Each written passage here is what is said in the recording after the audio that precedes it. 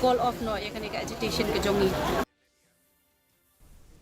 The Hinyotrap Youth Council or HYC Rambrai Circle yesterday conducted an inspection of the C&Rd block office at Rambrai following complaints from local residents about the absence of staff, particularly the block development officer.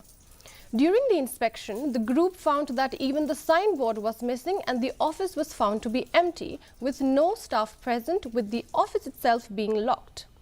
The HYC in its statement said that if the government is unable to fully operationalize the office as promised, it would be better to close it down entirely to avoid leaving the public in a state of uncertainty.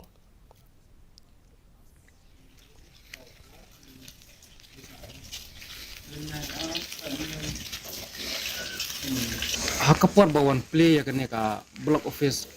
ukong rat ulah kular ba nsa pentrekam 100% senang bansuk ya ki panyak senang nrei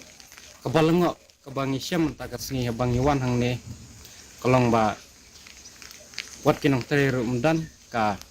sangbur ru ban pensisya bakadai ka office jong ka C&Rd block Rambrai ru kamdan ni pha sya ka sarkar ba lada Pimla ban pentrekam ya kene ka bha ban sukhang talabek bat pensyai upajba bangimla ban pentrekam kenang bagi pajba kinom sah ka umdum bat kin yo ka jing syai ba lada kimla ban pentrekam kemut sukhang talan obek kamsuk. Residents of